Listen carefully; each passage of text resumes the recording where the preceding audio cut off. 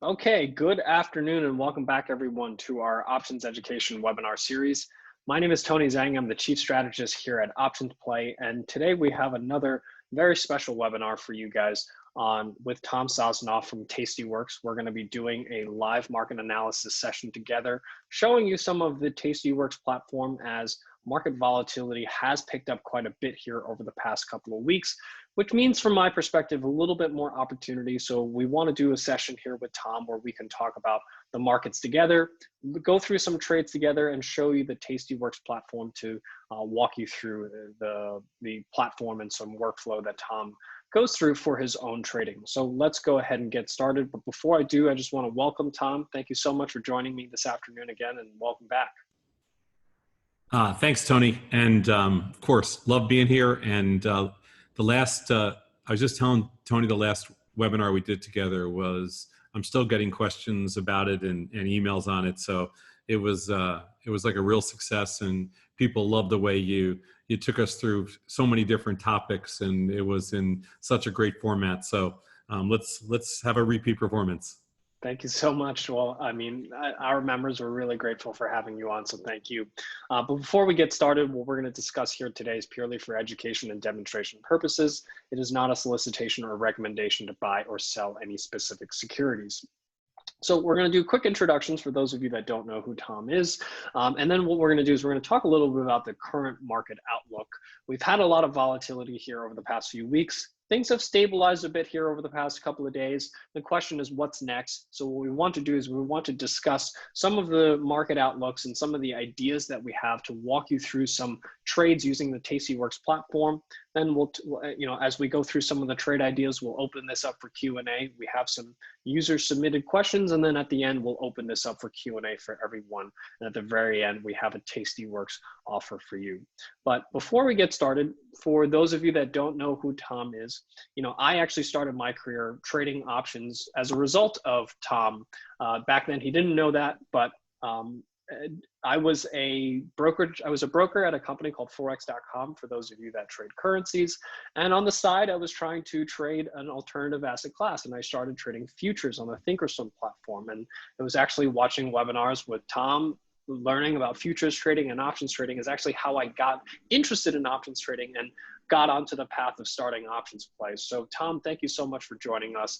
And for those who do not know who you are, could you please give just a brief introduction as to your background and how'd you get started with starting tastyworks? Well, that story never gets old, so I like it. I have been in this business now 4 decades. Crazy. I started right out of college, and I've never left. I was a political science major back 40 some odd years ago, and I didn't know what I was going to do. And my first job was on Wall Street, and I didn't think I was going to stay, and I've stayed ever since. So I was a floor trader on the CBOE for 20 years, making markets in the S&P 100. And then I started Thinkorswim. And then when we got bought out by TD Ameritrade, I started tastytrade. And in 2017, we started tastyworks. So we own about 5 or 6 different companies in the financial space, and including a Bitcoin settlement company, including an advisory, and we own our own futures exchange and a couple of another brokerage firm. So this is a space that I actually love. I'm still a crazy junkie. I trade every day and a lot, and I think I'm going to do this until it's all over, Tony. So I'm kind of a lifer, as they say. Yeah, and I want to talk to you a little bit about, and some of the questions that we have actually later on is to address, the fact that you have so many positions. How do you stay on top of it? And I think a lot of investors can relate to that. Is just how do you stay on top of all your option positions? So I think one of the great ways to be able to kind of go through that is to go through some trades and walk users through that. Sure. Okay, so let's first just talk a little bit about the markets, right? So last time we spoke was mid-August. Things were really on the bullish side, arguably a little exhausted, a little bit of over exuberance. We've had a pullback here in the market since then. Things have looked a little dicey here for a few days, but has stabilized here over the past couple of days. So momentum is far more neutral. the leadership in this market still remains fairly narrow, where the broader market is still lagging behind with just a few tech stocks kind of dragging things higher. But things are pretty quiet on the fixed income front. So question for you, what's your overall take on the broader market? What are you currently trading these days, and kind of how do you decide what option strategies are suitable for this type of market environment?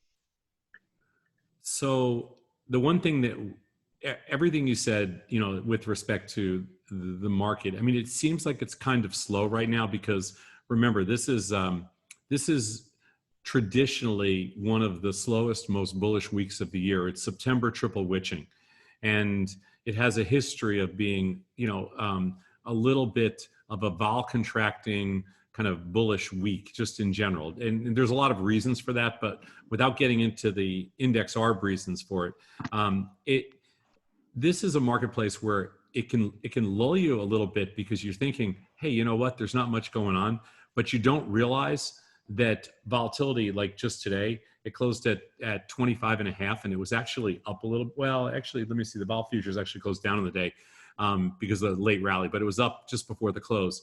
So we're actually we're at a really rich point in volatility. 25 to 27% implied volatility is about 2 times historical norms for record highs where we're sitting right now.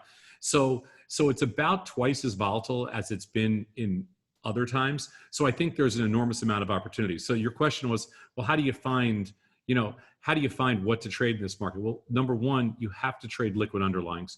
You can't trade stuff that's not liquid no matter what you think. And number two is we look for some rich implied volatility rank among the underlyings with high volatility and liquidity. So, and not that gives us a better probability of profit, but it just gives us kind of what we feel is an opportunistic opening.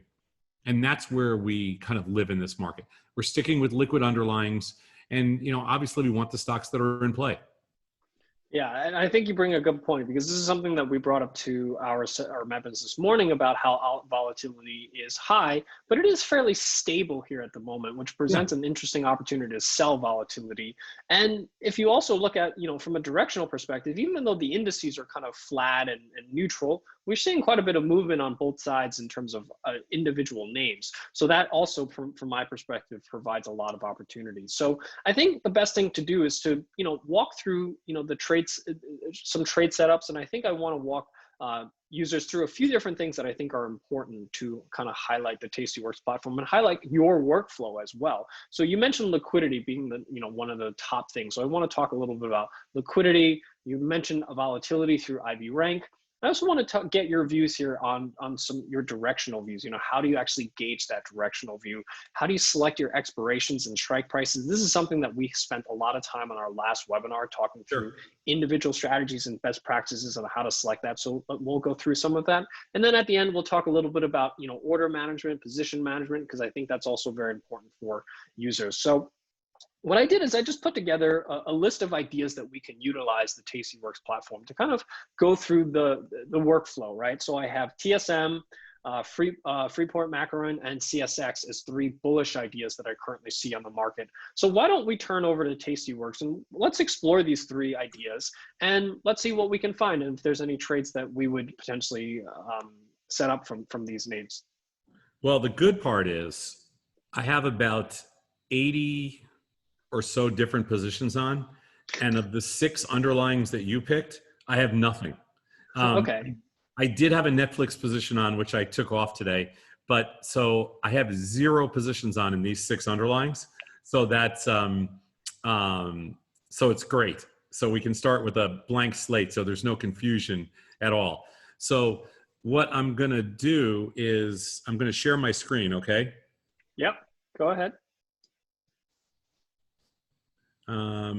You need to stop sharing your screen.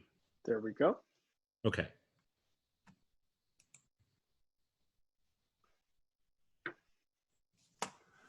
Okay. Perfect. Right? Perfect. Okay. So the first stock is TSM, Taiwan Semiconductor. Now, the nice thing about this is I don't even know if I've ever traded it before. But there's a couple of fun things, and just the fact that I've traded or haven't traded it means absolutely nothing, obviously. There's a couple things that we look at right away, Tony, without even like you bring up the symbol TSM, and immediately I go, okay, well, I've never really traded that. Let me see if this is something that fits our criteria. And the first thing I notice is the IV rank right here where my cursor is 46.3. And on a relative basis right now, measured against itself, that is extremely high for this market.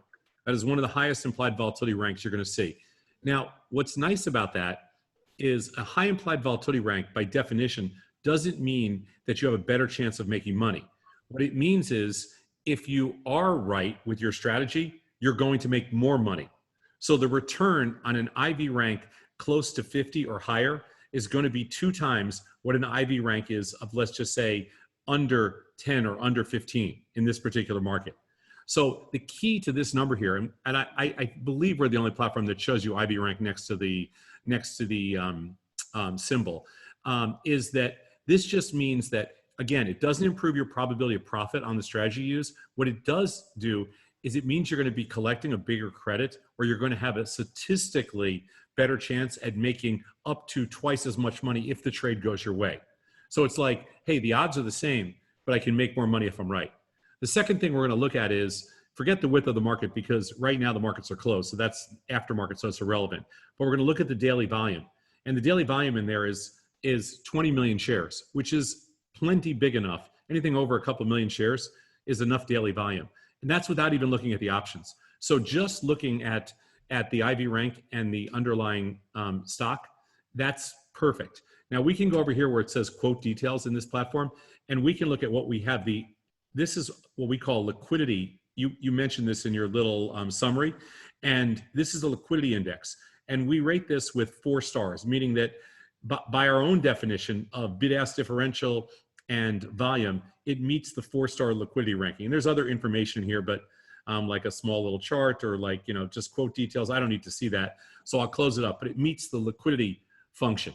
Now, if I open up the option page, and in this case, there's 3 days left to go to September. I'm not looking at the weeklies here, just so you know. On this platform, if you want weeklies, you just click on all expirations and you'll pop up weeklies. But my preference is, let's keep it simple. Let's look at regular expirations. We'll go out to October, which is 31 days, which is basically closest to 45 days. This is kind of one of those tweeners. And on the right-hand side here, you see the implied volatility index is 47.2. That means, Tony, that we took the 3 at-the-money strikes, we smoothed out the curve, and we came up with all implied volatility is a measure of expected move. And so between now and October, the expected move is up or down $7. And you can see how much the stock moved today, $5 just today alone. Yet the expected move is $7 between now and October. And doesn't have earnings until October 15th. This is an earnings thing. So we'll open up October options and we'll take a look at 2 things here. We're going to look at, I'm going to just change this for a second. We're going to look at volume to make sure the underlying's liquid, and look at this huge volume, 9,000, 11,000, 8,000. So you picked a great stock liquidity-wise. You picked a great stock IV rank. I don't know how I haven't traded this stock. And you picked a great stock volume-wise. And over here, these are just deltas. The line in the middle of the page is the where the current price of stock is. This first dotted line is a 1 standard deviation move, and the second dotted line is a 2 standard deviation move, and everything else right in front of you. So now you said something to the effect of this was one of your bullish plays, right? Yeah. Okay. You tell me first, and then I'll run with what you're saying. What is your bullish strategy in here? So this is a stock that benefits from the NVIDIA and ARM deal because they're the manufacturing of plant for NVIDIA chips. And my thesis, at least for NVIDIA, is that as PS5 and Xbox consoles are being upgraded, you have a rush of PC gamers trying to also upgrade their chips as well. So this is a net positive for NVIDIA. I've been bullish on this name for quite some time. It's got a lot of volatility recently, but this is really one of the kind of less volatile ways to play NVIDIA. It's got a great breakout here today above that $82, $83 level. So I'm looking for basically an extension to the upside into that 90, 95 area here to the upside. So I'm looking for actually a sizable move to the upside, but given the high implied volatility, I'm also open to selling premium as opposed to trying to buy premium just because it is so expensive to buy this premium right now. Okay, and what strategy would you like, or you want me to riff on strategies given what you just said? I'm open to, let's riff on some strategies, right? So Okay. initially, first thought would be selling a put credit spread, but I'm curious as to hear your thoughts. Okay. Well, given where the market is and given what you just made an assumption. Your assumption is the stock has a lot more upside, and but given the high implied volatility, and also depends on the amount of capital people want to commit. I mean, there's one thing. The first thing that pops out to me when I look at a stock like this, and again, the tastyworks platform is very simple. Everything is right in front of you. There's no pages you have to change. So I just click on chart, and you can see a chart. You see this explosive move up here. To me, that it scares me a little that it's just, it has a $7 expected move for a month, and it moved $5 today. So it is kind of the dynamics, the paradigm that it's within kind of its range is changing a little bit because of the NVIDIA deal. It might have blown its brains out today. Like, just when I'm thinking outside, when I'm just thinking to myself, thinking out loud. So I like the idea of a put credit spread, high V rank, tons of liquidity, and I would probably sell a put credit spread in October. Now, I would do something depending on the level of bullishness, and you sounded pretty bullish in there. I would do something where we go one strike out of the money. So you can either go to the 85 is kind of one strike out of the money, or you can go to the 80s, either one.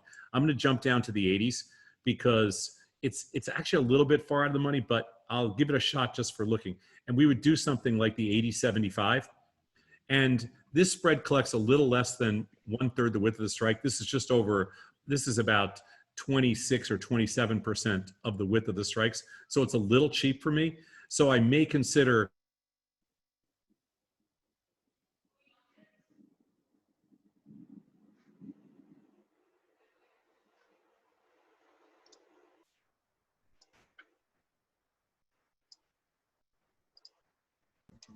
Did he freeze? Oh, was that Tom that froze, or was that me? I think Tom froze. Oh, sorry guys. 1 second while we try to get Tom back.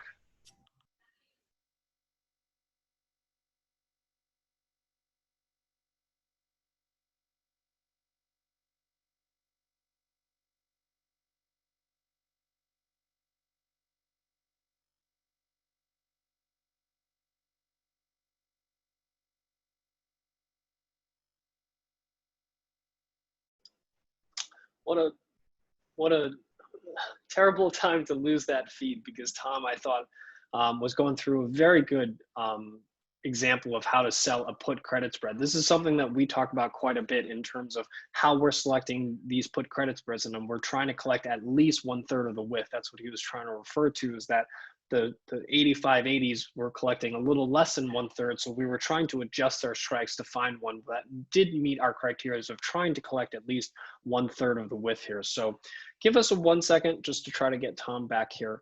And hopefully we can get going very quickly.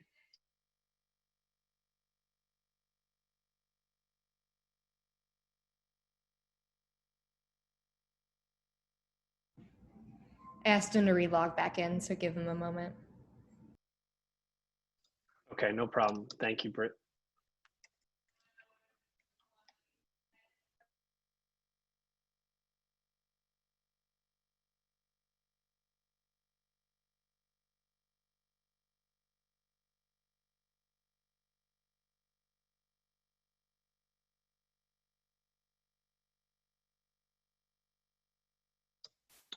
The idea behind collecting at least 1/3 of the width is to keep the risk to reward ratio of that trade no worse than 2-to-1, meaning you're never risking more than twice of what you're collecting in terms of income. When you start getting into risk to reward ratios less than 2-to-1, that's when you start opening yourself up for, when trades go south, you are exposing yourself to far more risk than the actual premium that you're collecting. It's also just a general rule of thumb that's good to know, that you're collecting a fair premium for the credit spread that you're selling. When you're collecting less than 1/3, then you're really getting, quote unquote, screwed on the trade, if you will, to a certain degree.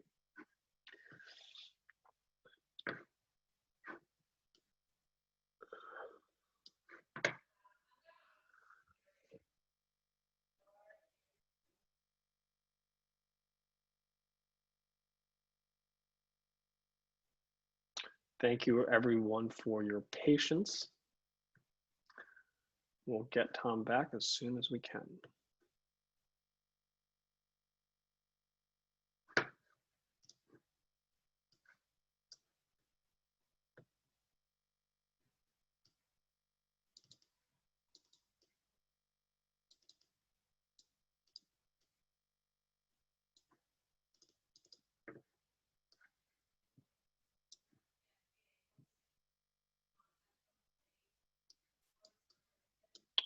So the spread that we were looking at was collecting about $1.31 out of a $5 wide credit spread. So that's well under a third, because a third would have been $1.67 for a $5 wide credit spread.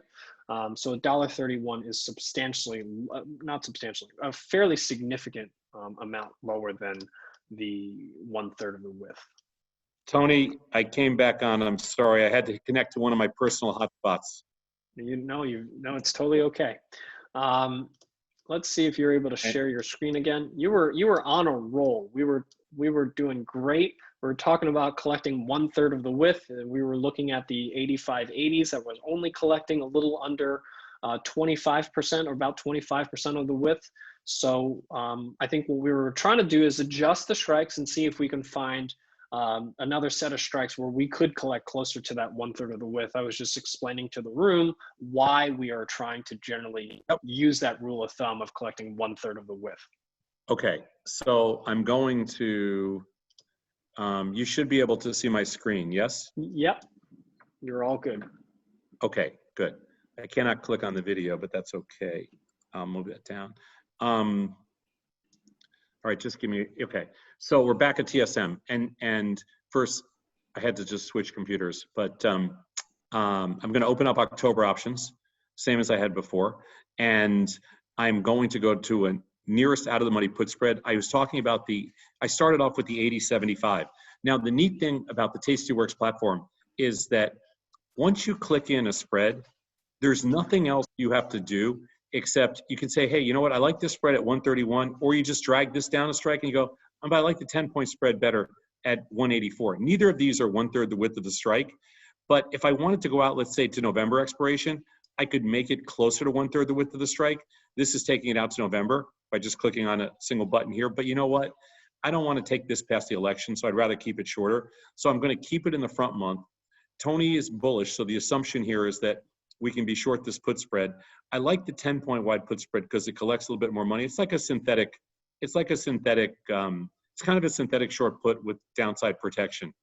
The pop on this trade, which is the probability of profit, that's the probability of making 1 penny, and this is a pure mathematical equation, is 74%. The probability of making 50% of max profit, which is a tasty kind of works only feature, is 82%. This is something, it's a Monte Carlo simulation of a few thousand versions of the same trade. And so it comes out at about 82%. That's the chances of making, 92 cents. And then you can see your daily theta. In this case, I have a 5 lot. If I did it as a 1 lot, you can see the delta is the equivalent of long 21 shares of stock. And this is the simplest way for somebody that's new to get involved with just a simple credit spread, a bullish play in here in a highly liquid stock. Now, if I was going to route this order, and again, I don't know how accurate these markets are because it's after the close, but I would probably move this about 2 cents off mid price, maybe 3 cents off mid price, but 2 or 3 cents, and you'll probably get a fill on this one. And on the tastyworks platform, it's real simple. You just click once to see how much the trade's going to cost you to push through if you want to, or just double click and the trade pops in over here. The platform is all high frequency. So it's the only retail platform that's built on high frequency middleware. So it's ridiculously fast. And on the tastyworks platform, you see everything on the page right in front of you. So if I had a TSM position, it would pop in here, a TSM chart here, quote details here, all existing TSM positions here, and all trades in TSM would be right here. So everything is always right in front of you. And now, Tony, if I wanted to, let's just say, let's just say you're correct and the stock rallies up a little bit and the stock goes from 85 here to 88 tomorrow. And let's say you decided, okay, well, that's cool. Now I'm going to come over here and sell this call spread 2 days from now to lock in a little bit of the profits. Maybe this call spread gets up to around 80 or 90 cents if the stock continues to go higher. Then 2 days from now, you can sell this call spread at 80 or 90 cents, whatever it is, route this call spread, and you effectively iron condor off your position while locking in profits, while picking up another 90 or 95 cents in credits without putting up any additional capital. So the cool thing about trading on the platform is it doesn't recognize a specific spread, and it lets you do whatever it is you want to do. Now, if I like these positions, but I wanted to take a little bit more risk, and you have plenty of capital, another thing is to go to October and just say, hey, you know what? I kind of prefer just selling the 80 puts outright. So let's take a look. The delta on the 80 puts outright, is 27. That means there is a 73% chance that we stay above 80 by October expiration, which is in 31 days. It also means if you take the $2 and you subtract it from 80, which is gives you a break even of 78, the statistical chance of staying above 78 is going to be between 14 and 27. So let's just say it's about 20, which means you take the inverse of that for your probability of success, and it's about an 80% probability of profit. So if I click on the 80 puts outright, you can see here the pop is 74, but staying above the break even is obviously going to be higher than that. And you can see the probability of making 50% of max profits about 83%. Now, when you compare that to the short put spread, they're almost the same. That's why I call the other spread a synthetic short. So it's very interesting selling the 80-70 with defined risk or selling the 80 puts outright. What's the difference between these two? Well, the 80 puts are going to they're going to move a little bit faster on their own. And so you're going to be, if you're right and your timing is good, you'll make more money faster, but you take more risk. So I think you covered, first of all, I think this was a fantastic overview of just the process that you go through to selecting strike prices. I would have selected slightly different strike prices. I get a little bit more aggressive on put credit spreads. I like to sell that first out of the money credit spread, the 85-80s, because I think first of all, that would probably collect very close to 40%. Actually 40% of the width. I try to skew for these lower probability but very strong risk to reward credit spreads. But the part that I really enjoyed as far as what you said, which is legging into that iron condor. I get a lot of questions from investors asking, why I personally don't trade a lot of iron condors. And from my perspective, the reason I don't trade a lot of iron condors is because I'm never in the position where I am both bullish and bearish at the same time on the same stock. I do exactly what you just did, which is I would sell the put credit spread first. If I get that movement here to the upside, I might sell a call credit spread and leg into that iron condor, is my view here. And the thing that I would like you to clarify a little bit on is you mentioned that when the trade goes in your favor, you're able to leg into that the call side with no additional capital. Do you mind just clarifying what do you mean by no additional capital? Sure. So, and there's a couple, I actually wanted to show you a few more things with this too, because if you sell a put spread, okay, and let's say your put spread is $5 wide or $10 wide, right? And you collect whatever the credit is that you collect, whether it's, $1.30 or $2 or $3, whatever it is. This gives you the ability to sell any call spread that you want of equal width or less. This is a $10 wide put spread, which means you can sell on the call side a $10 wide call spread or a $5 wide call spread without adding any additional capital to make that trade. Remember, as a retail investor, your primary objective as a retail investor is to be as creative as you can be with the most opportunistic underlying, with the amount of capital that fits your portfolio the best. And what you don't want to do is you don't want to over allocate, and you don't want to put yourself in a position where you have where you trade too big, so you can't do lots of other trades. The key to success is being able to do as much as you can do with a limited amount of capital. We all have limited amount of capital. So the cool thing about this, let me show you this too, Tony. Let's say you decided you want to take a little bit more risk and just sell a naked put as an example. Let's go back to that 80 put for a second. Okay. So let's just start off with an 80 put in TSM because you're bullish in there. Now, the next thing you can do once you sell this 80 put is obviously you can buy the 75 put and you can have a defined risk short put spread. Or you can buy the 70 put and you can have a wider defined risk short put spread. But the other thing you can do is just sell the put. And if the put starts, and if the stock starts to rally, then you can sell a call spread above the market. And now you have on what we call a jade lizard, short a put and short a call spread. This is a bullish trade. It's kind of like a funky synthetic covered call, but it's a bullish trade. And so now you've collected the $2 and change for the 80 puts, and you've collected the credit for the call spread. So you have 283 total, and you can sell any call spread you want, and you put up no additional capital to make that trade. And then if you're right and the stock starts to go higher, then you can take all the risk off the table by just buying another put. And then what you've done is work it into an iron condor. You can do any combination of those. So you can sell a naked put, you can sell a call spread against it and turn it into a jade lizard. You can turn it into an iron condor, and you can turn it into a skewed iron condor. That's a wider put spread than a call spread. Or you can sell twice as many put spreads as call spreads. There's 2 put spreads to every 1 call spread. We call that an unbalanced iron condor. And the beauty of the tastyworks platform is it doesn't care what you do. It doesn't care. It doesn't recognize any spread. So whether you sell a naked put, a put spread, turn it into a jade lizard, sell it as a call spread, and it doesn't even care. Our platform doesn't care what kind of account you use. So you can be portfolio margin account, or you can do all of this in an IRA account. And it could be naked calls, naked puts. You can do them all in an IRA account as well. We don't care. So the platform lets you do whatever you want to do strategically in any underlying, regardless of the amount of money you have or account type, as long as you have enough money to make that trade.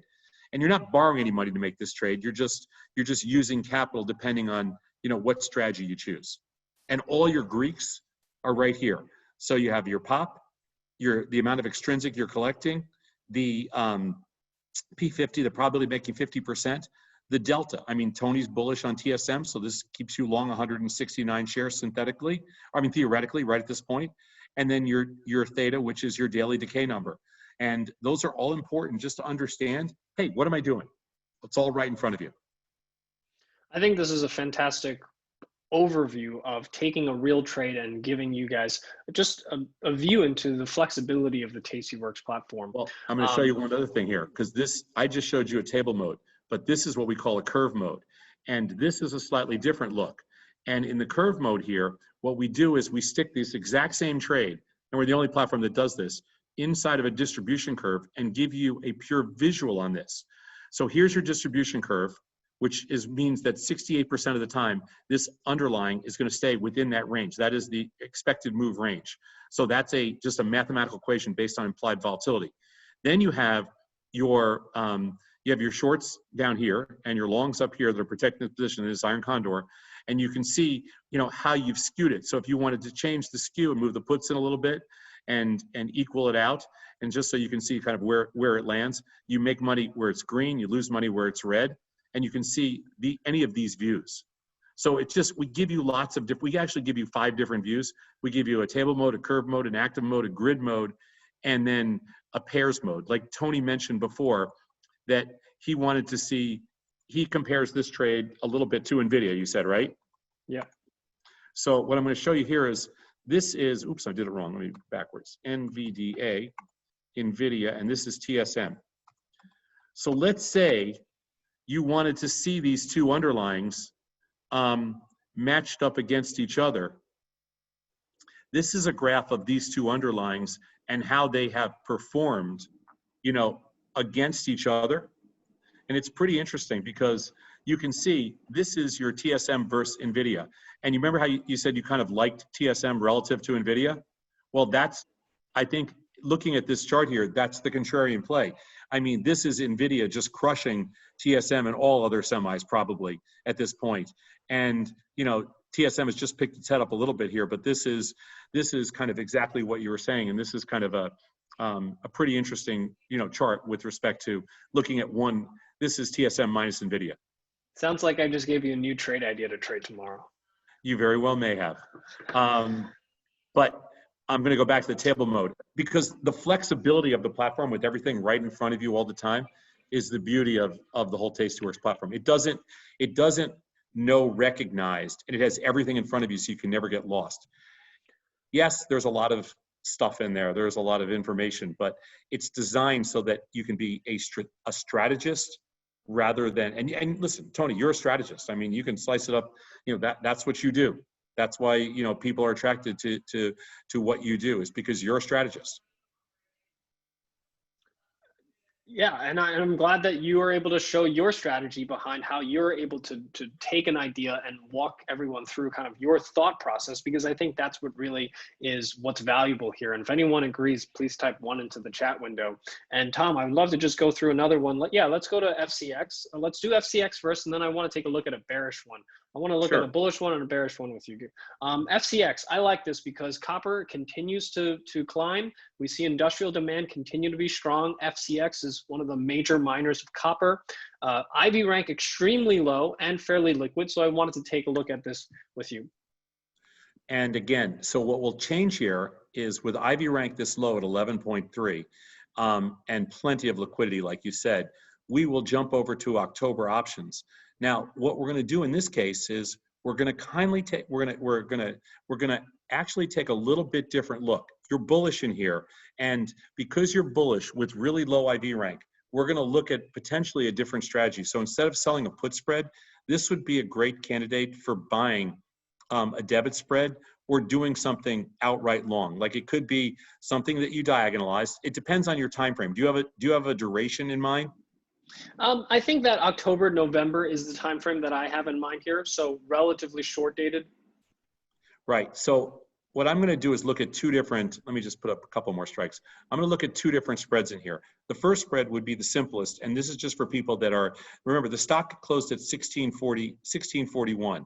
So the simplest approach here is, we would do something where you buy one strike in the money. And so you can buy the 15s or the 16s. Let's just say we went out and we bought the 15s and sold the 17s. That would be a classic call debit spread. You're risking 116 to make 84 cents. That's max, obviously.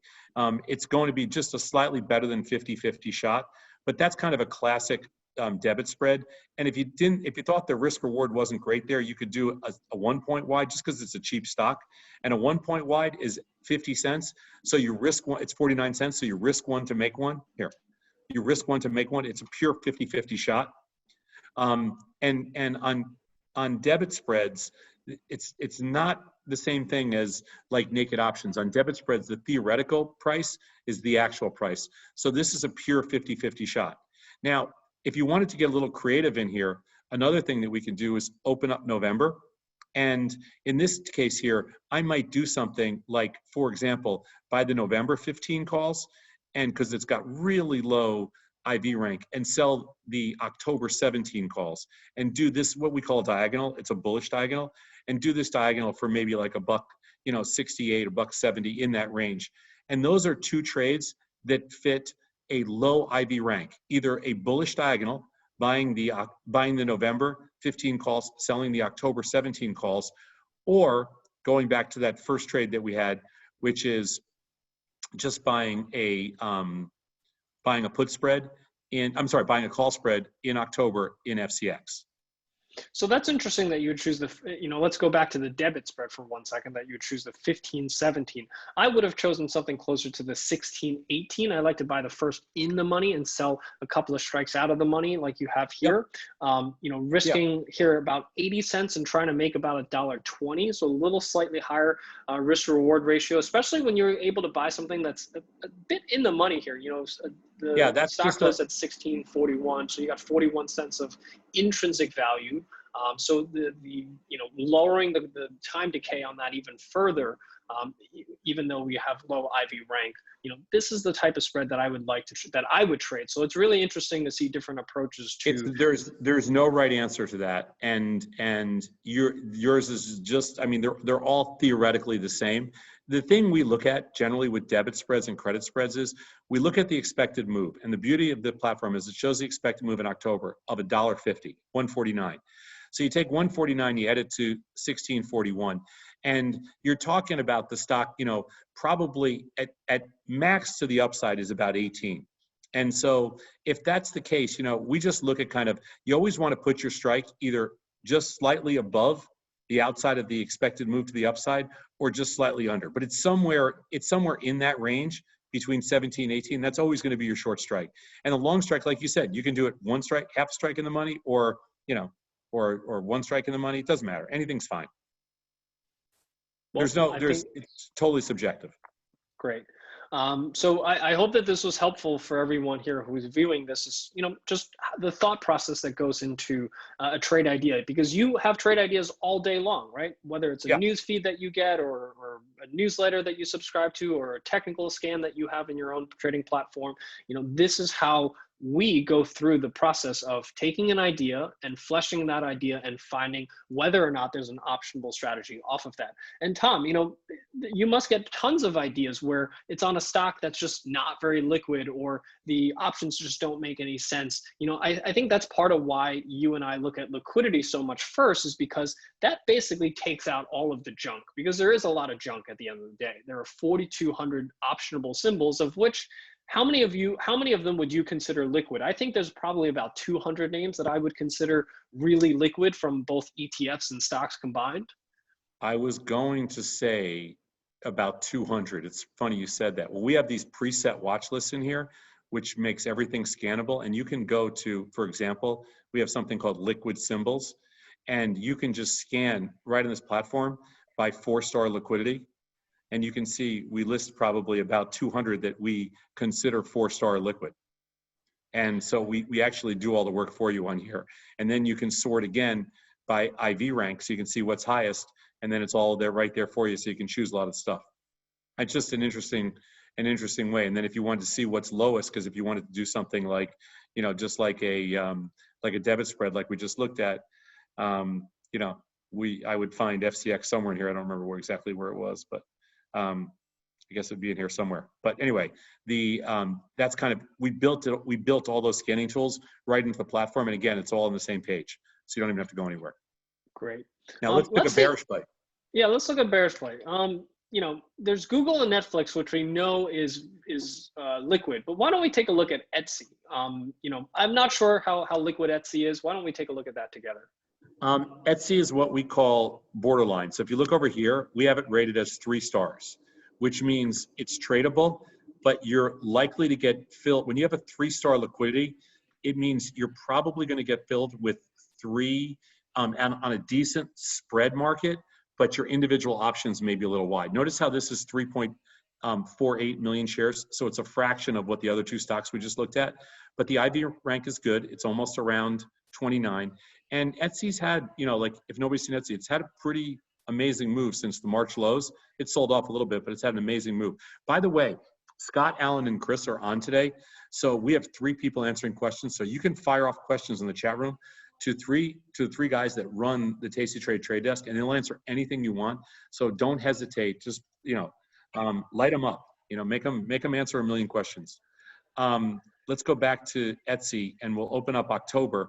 Now, I'll open up a few more strikes up here, and you're bearish. You have a decent IV rank, which gives you a lot of different options, and it's a relatively low price stock by today's standards of $111.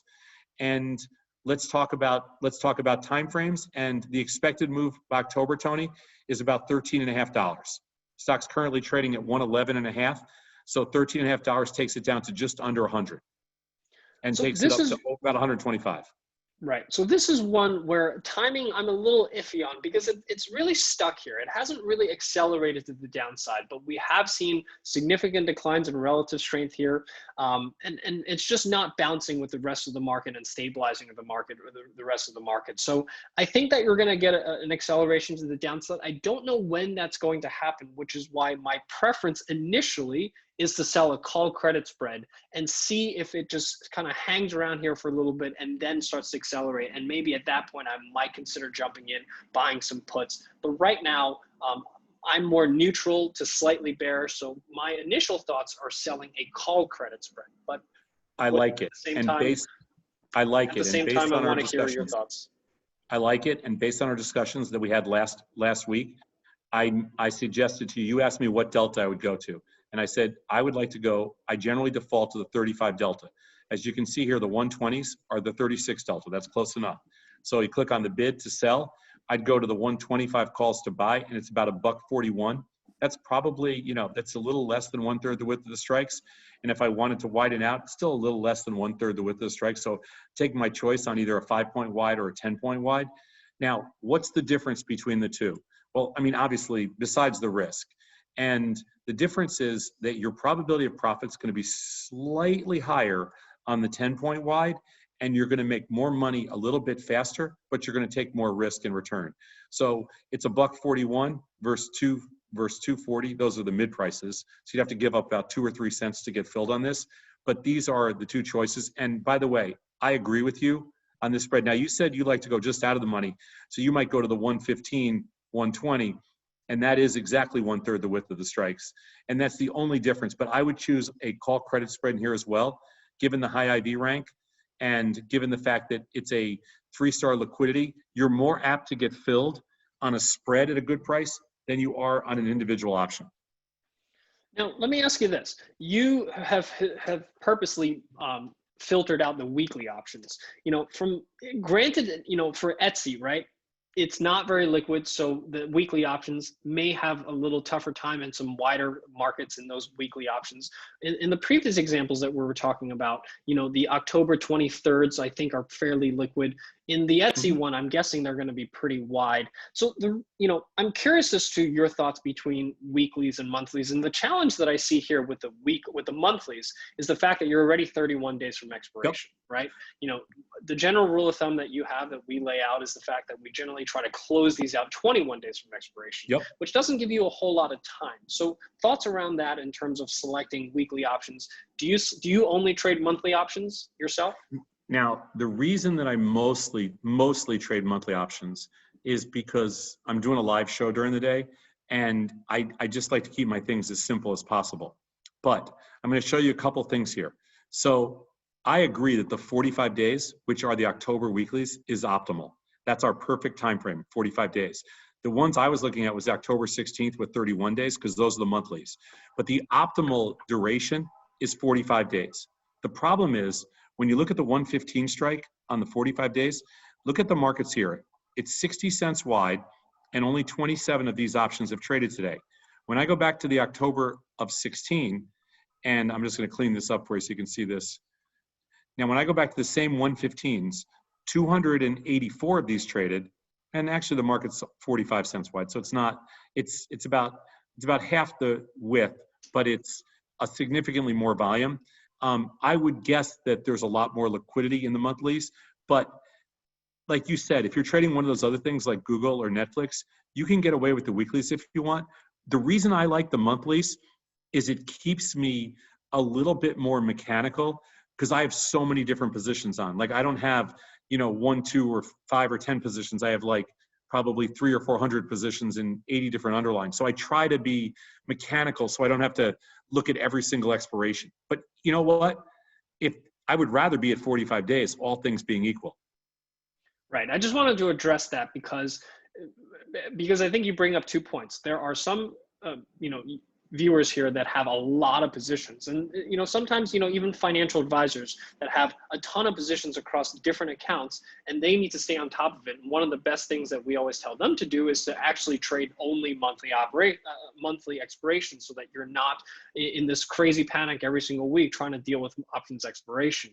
And I think that's exactly why you choose to trade monthly expirations. But for those of you that are trading smaller accounts and you maybe have just a few positions to manage and you're trading something that's very liquid, there is some times where you might want to look up those weekly options where you are able to find that optimal 45-day expiration, such as the 2 previous examples that we were showing you before. Yeah, listen, I mean, I don't know if you know this, but we created the weekly options for the exchanges back in 2005. Myself, Tom Preston, and our creative team at Thinkorswim, we proposed weekly options to the SIBO, and at first they were incredibly hesitant, but then they decided to launch them for the SPX, and now it's about 25% of their business. So it's not like we're unfamiliar with these, because we actually created the whole market structure for weekly options for the exchange. So it's something that we've been intimately involved with now for 15 years. But what we found when we started doing all the research we do is just that the optimal time frame, was a little bit longer. And weeklies are great for binary events. Like weeklies are awesome when you have an earnings play, or you want to do something like if you wanted to play the Apple News that came out today. But generally speaking, some of the liquidity is not as rich in the weeklies. Now, I'll tell you another advantage of the weeklies in Etsy are the single point strikes 45 days out. Like, let's say you have somebody listening today with a smaller account, like let's say a $10,000 account or a $5,000 account that likes your assumption on Etsy, but doesn't want to do a $5 or $10 wide spread. So you can do the 115, 117 in the weeklies and collect just under 1/2 the width of the strikes. And then you're taking, $110 in risk, $115 in risk, to make, let's say 50% of that, or $40 or $45. It's a completely different set of risk dynamics. And because you use the weeklies, you can have single point strikes. So there is another advantage to weeklies. Yeah, so that's really my reason why I love weeklies, is the ability to fine tune my strikes to be exact to where I want, to the levels that I'm looking for, because I am a fairly technical trader. I have technical levels that I'm looking to generally defend when I'm selling these call or put credit spreads, and weekly options really give you that flexibility of fine tuning your strikes and getting exactly kind of the risk to reward and the break even prices that you're looking for. So I'm glad we were able to at least have a discussion around that. So let's say now, Tony, that Etsy you're bearish on Etsy, and all of a sudden the stock starts to rally. Because this is the question that we get the most. Let's say the stock starts to rally and heads up from 111 towards your 115 strike. People say, well, what should I do? That's the question we get the most. And the answer is, just remember what we did before. Well, one of the things you can do, if you sold this $2 wide call spread, you can jump in here and you can sell a $1 wide put spread or a $2 wide put spread. You put up no additional money and it reduces your delta. Like here, let me do this again. So if you sell this call spread, your delta, I'll do it on a one lot to make it easy for everybody. On a one lot, your delta is 3. And I know that's a tiny number, 3 shares of stock, but let's just say then you went out and you sold this put spread. Just as a kicker, you cut your delta to 1.5, so you just took off half your risk theoretically, and that's real for no additional capital. That's a very interesting insight into how you manage risk on a credit spread that's going against you, because that is something I don't think most investors are getting visibility into, how you're managing your positions. So I think this is a good transition to start answering some of the questions that we did receive from investors about the tastyworks platform. So Pradeep asked, can the tastyworks platform show spread level profit and loss and group complex strategies together if I have more than one strategies, like a put credit spread and a call butterfly on the same ticker? Can they group them together and get a P&L of the whole group?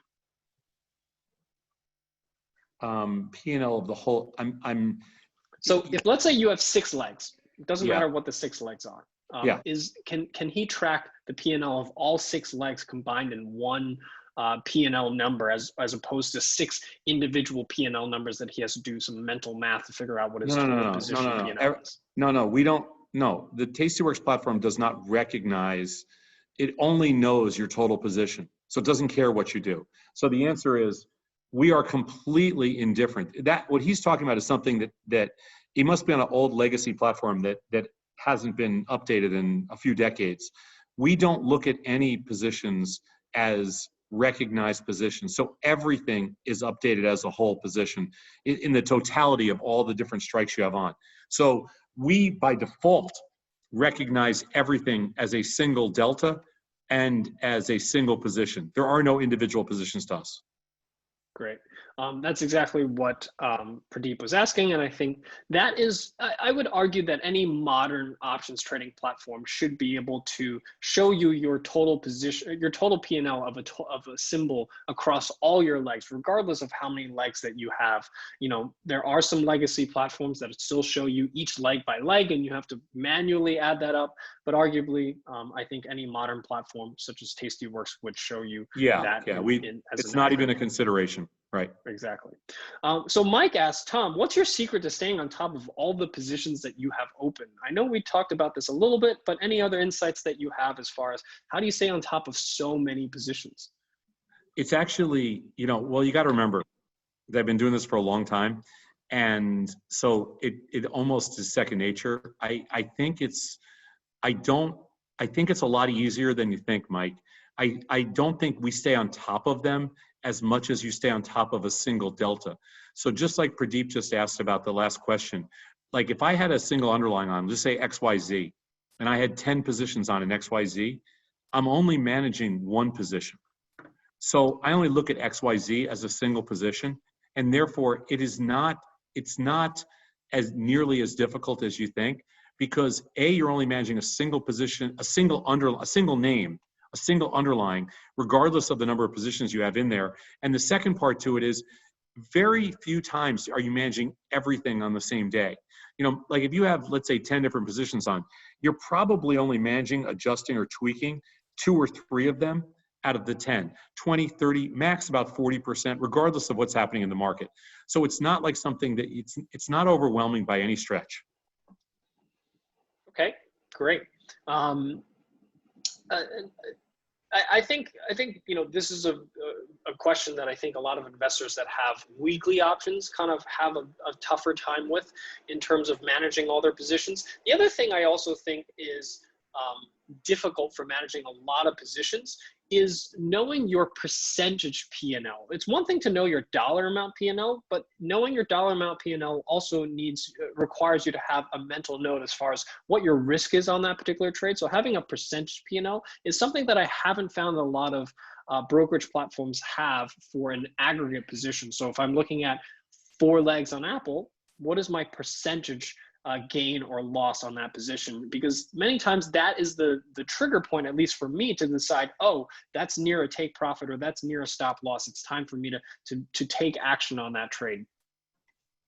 Well, we will allow you to put in an order to close your position at any percentage of max profit that you want. I think that is a very valuable feature that's available, if I'm not mistaken, only on tastyworks. Do you mind? Could you show that, or is that something that you couldn't show at the moment? And if not, that's okay. It's good to know. Let's see if we can. It's good to know that you can set up that. So for example, if you sold a credit spread for $1, or let's make it a little bit more complicated. Let's say you sold a credit spread for $1.32. And instead of trying to figure out what 50% of max gain is on that, you're saying that you can just set up a take profit at 50%. Let me try to find something where there is potentially a potential credit spread.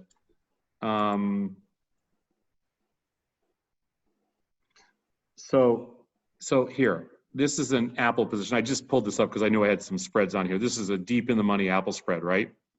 The 95.5, 97. Just use it as an example. If you highlight and right click on it, do you see where it says close at profit percentage? That's all it is. Yeah. That's it. You just click on it one time, it's done. So I think that's a very valuable tool for those of you that trade spreads. Yeah, do you see this right here? See where it says close profit percentage right here? And then over here, it says 50. But you can change it to whatever number you want. So like if you wanted to put a position on right now, and I can't show you because I can't put on a new position because the markets are closed. But if I put on this Apple vertical spread, let's just say I sold it for $1, right? And then I choose to add an order close profit at 25%. So I would close this spread at 25% profit or 75 cents if I sold it for $1. That's all it is. It's a single click on this platform. Well, I think that's very valuable, especially for those of you that trade spreads and you're constantly trying to calculate where you want to place your stop loss or take profit. And you have set rules as far as cutting losses at 50% or taking profit at 50%. This allows you to easily enter that order with a single click as opposed to trying to do all that math yourself. Another question here from Tom asking, is there a feature for trailing stops on stocks? There is not. We're debating on whether to add it or not. I think we're going to add it just because we get a lot of requests. We've built plenty of trailing stop functionality in the past. The reason we didn't put it on tastytrade, I know people are going to say, well, everybody has this. Yeah, we know. We built it. I think we were one of the originators of it. But the problem is that the fill quality on trailing stops that we've measured over the years is so bad, and people get ripped off at different times, whether it's at night, you know, if it's a futures trade or if it's during the day on something else, you know, that we just didn't like the fill quality, and we were trying to protect customers. But I think it backfired on us from the standpoint of people, you know, people just have asked for it. So I think we're going to add it, reluctantly add it. And we've been purposely kind of dragging our feet on it just because we don't like this platform is very simple, and we designed it so people trade actively on it. And trailing stops slows down the process a lot. And so that is our, you know, it's not really necessarily a selfish thing. We just decided that between fill quality, people forgetting about the orders, and it actually not being the most effective method, we didn't add it. Like I said, we're probably going to add it, but we've been purposely dragging our feet a little bit on that. And just to clarify, you know, stop orders guarantee you execution, but does not guarantee you price. And that's what Tom is referring to, is you're effectively putting in a market order and saying, get me out, but you may not be able to you may not be getting out at the price that you really like, or at the stop level that you think you're getting out at. Yeah, you know, it's interesting, Tony. We spend a crazy amount of time studying execution prices, because for us, you know, we need our customers, because the average person on tastyworks trades about 1,200 times a year, which is like 6 times or 7 times what they trade on most other platforms, because it's a very easy platform to trade on, and it attracts active traders and all that kind of stuff. And so what we did on this platform was simplify everything. So you don't have to pick an exchange. So you don't have to route a specific order. You don't have to use a funky or very fancy order type. And we purposely did that because we focused the middleware piece on speed. So we're 20-25 milliseconds to the street, which is a fraction, 1/20th, 1/30th, 1/15th of any other platform out there. So we're lightning fast and we're stable. And we wanted customers just to get used to just, hey, you push a button and you're filled. And you're gonna get the best possible price, because we have really competitive market making competing for our order flow.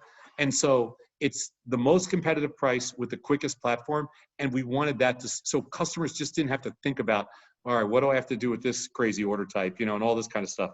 So we made it super simple. We added the percentage fill because so many people liked our research around taking profits at 50% of max profit. Great. I completely agree, and I think you guys have built a fantastic platform here. So at this point, what we'll do is we'll open this up for a Q&A for, you know, some live questions. If anyone has any questions for Tom and I, please type them into the Q&A window. There's a chat window and a Q&A window. Please type it into the Q&A window. We'll spend a few minutes to answer your questions before we wrap up here.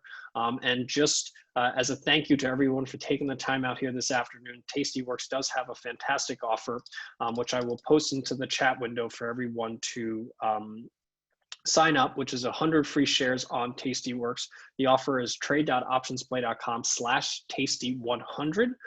Like I said, I will post this link into the chat window. And in the meantime, if you have any questions for Tom and I, please type them into the Q&A section of the platform. Tom, Jacob is asking, can you show him one of your recommendations, any stock that you want to take a look at? Sure. So there's Jacob, I have a lot of different things going on here, but one of the things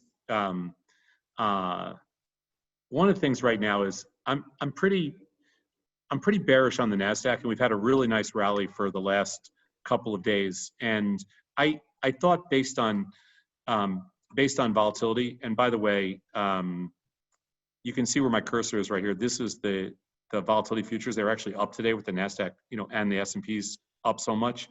But the NASDAQ's had a huge rally. I'm gonna type in the Qs here just for the hell of it. I'm gonna get rid of the weeklies just so you can see something better. This is the rally over the last couple of days in the NASDAQ. We've actually come about 450 points, a little over 450 points off our low. Now I know we had a big sell-off, but we've had a pretty huge rally the last couple of days. So my biggest short right now is in a variety of different, you know, NASDAQ positions, calls and short call spreads, and a bunch of other stuff. So if I go over to the trade page and I look at the NASDAQ, I mean, my primary position here is a bunch of skewed strangles. And let me explain what that is. IV rank is still 30 in here, and volatility is on a relative basis at near record highs is incredibly rich. So in October, okay, my kind of core position here, and I'm going to open up a few more strikes so you can see. I'm going to give you my actual core position. Hold on, let's go. Let me just open up a couple more strikes up here. I'm going to open up 30 strikes so you can see it. So my core position is I am short wrapped around somewhere around the 30, 31 delta. I'm just going to show you here the 292 calls. I'm short the 292 calls and on a ratio against the equivalent of, I got to open up even more strikes here because you're not going to see this, against the equivalent of a puts with about half the delta. So about the 16 or 17 delta put. So I'm going to go right down here and I'm just going to say the 254s just so you can see an example. And I'm short on average, it's about 8 to 5, a little less than 2 to 1. So let me go this. Oops. And this is my position right now, which is short about 8 calls that are a 31 or 32 delta, short about 5 puts. And that's the ratio I'm using. And it's a pretty short position. So that 8 to 5 ratio is short 163 deltas, and assume, you have that on, a lot of times. And that's kind of my core position. Why is that my position? Well, one, I'm hoping that the NASDAQ comes down here, obviously. It's a lot of short delta. You can see it's 163 deltas. Plus, I don't believe volatility is going anywhere, and I want to collect some premium. A, if I'm wrong and the market sits here. B, if I'm wrong and the market goes up small. Or C, if I'm right and the market goes down and volatility tends to contract on the way down as well, which I think is very possible at these levels. So I'm basically short 8 calls to every 5 puts, and they're skewed. So the puts are half the delta of the calls. And that is a very typical position for me. A, it is a risky position because it's undefined risk. And B, it is a short premium risky position. But you asked me what I have on, and that's kind of my core position right here, one of my core positions. Well, I think that's fantastic. And I think that is a good segue into the next question, which, to your point, this is a risky position, right? This position has potentially a lot of exposure. And Joseph is asking, how do you manage the overall option portfolio risk, not just for, this one core position, but across all of your positions? How do you look at it as an aggregate? And how do you think about portfolio risk? Because that is actually one thing that I think is really important for a lot of investors, is to think not only about risk on each individual trade, but all the risk that they have spread out across. Sometimes we see a lot of investors that have a lot of risk spread in one expiration. They could have a lot of long positions that all expire in October, and all you need is one, bad month, and all of a sudden you can wipe out a large percentage of your portfolio. So curious to hear your insights as to portfolio management. There is no question about that. And one of the things we do on tastyworks, was it Jacob who said that? Sorry, I think the name got taken off already, but Okay. I think it was Jacob. Okay. Well, one thing we do on tastyworks is we actually I show all the trades I make every day. So you can see them. They're all here from today. So you can see kind of, I traded NASDAQ, Adobe, NASDAQ futures, Adobe, Netflix, Nikola, Facebook, Qs, Tesla. You can see every trade I made today. It's all in here. So we don't hide anything. But the answer to how I manage my trades is I focus primarily on my overall delta. Now, on the tastyworks platform, we show your individual underlying delta for each name, which is in that particular stock's delta. And then overall, we show your portfolio beta weighted to the SPYs. So you're always looking at apples to apples. So we show you your overall SPY weighted deltas on the platform. And then next to that, we show you your theta number, which is essentially the amount of amount of time value that you're collecting or that you're paying out. The way I manage my overall position is I manage my ratio of delta that I'm using to my overall decay numbers. I like my delta to be somewhere. I went home tonight short 1 delta to every $3 positive in decay. I like that ratio to be anywhere between 1 to 5 and 1 to 1, depending on how overbought or oversold I think we are. When I get to 1-to-1, I think we're grossly overbought. And right now I'm 1-to-3, so I'm somewhere in the middle. And when I'm at 1-to-5 or 1-to-6, I think we're grossly oversold. And that means the way I manage my overall position, and you're not going to hear a lot of people talk about this, but this is very specific to the way we trade small, trade often, is I have one short delta to every 3 right now, when I went home tonight, one short delta to every $3 in positive decay. Now, if you're asking, why is that? Why do I have that position on? And the answer is because A, I'm a little bearish, and B, because the velocity of risk in the overall market, I believe, is to the downside, meaning where is the greatest speed? Where's the greatest pot odds?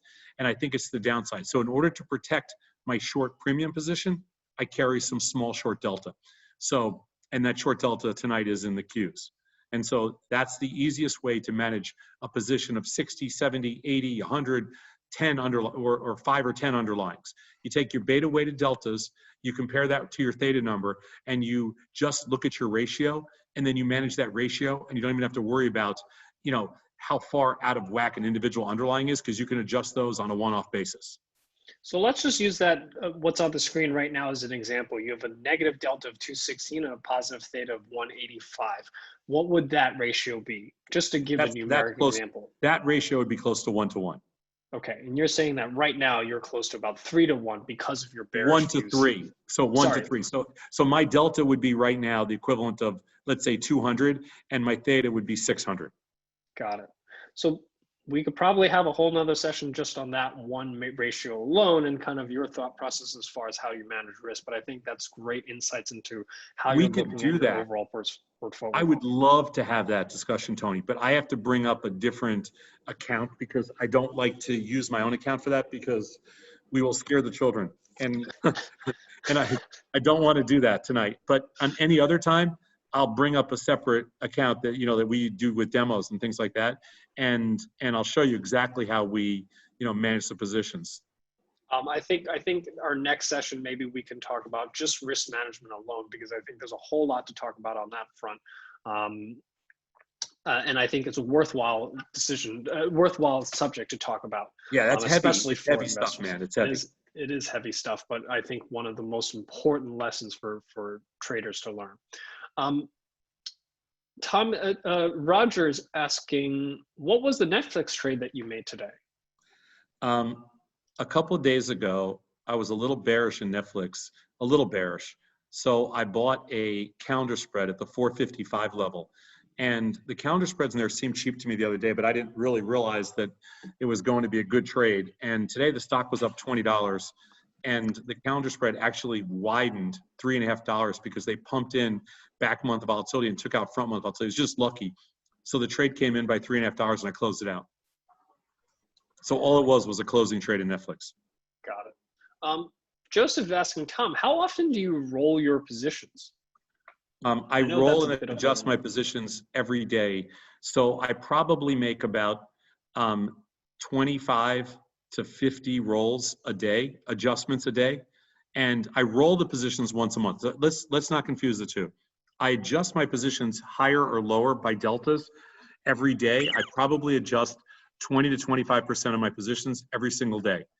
And then that's just to keep my deltas in line, especially a day like today where the NASDAQ moves 180 points. I have to roll up a lot of puts, but those are adjustments. Once a month with 21 days to go to expiration, I actually roll my positions from the front month to the next month. Got it. So Wayne is asking, on the options chain, what is the maroon color bar? The options chain. I think you had I think on the options chain you have, if I'm not mistaken, if you go back to FC just for, or what was the first one we did? Taiwan Semiconductors. I think you have indicators for both earnings and dividends. So yeah, I think he's referring to that. If I'm not mistaken, I think Wayne was asking about the maroon bar, which signifies when earnings is coming up. Yes, yeah, October 15th, that's earnings. And you can see the D is for dividend, which is on September 17th, and the E is for earnings on October 15th. it's a very good way to know whether or not you're trading an expiration and that includes earnings or not. That's right.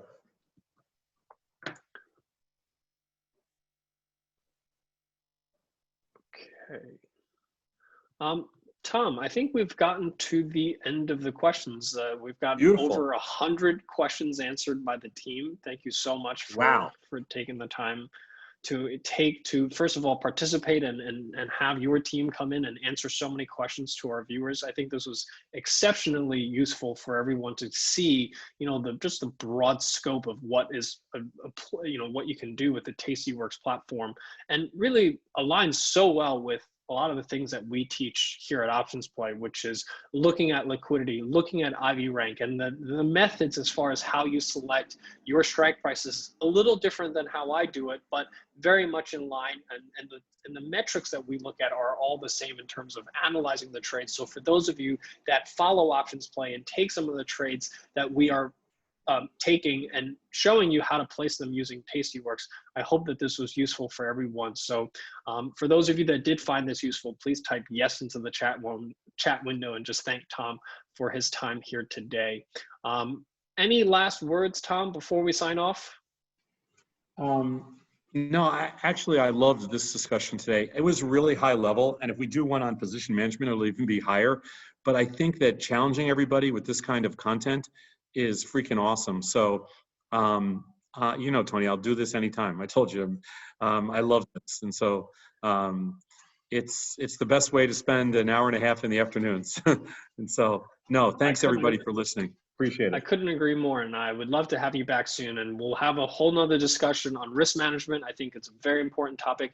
I'm actually talking about it this Thursday to our group, so I would love to have you back next time, and we'll kind of have that discussion around portfolio risk and how you manage risk in your portfolio. So Tom, thank you so much. I hope you have a great afternoon. I hope everyone also enjoyed this. We'll send out the recording with the slides afterwards so that you can follow along at your own pace. And to everyone, I hope you guys have a great afternoon. Stay safe and happy trading. Thanks, Tony. Thanks, Tom. Have a good one.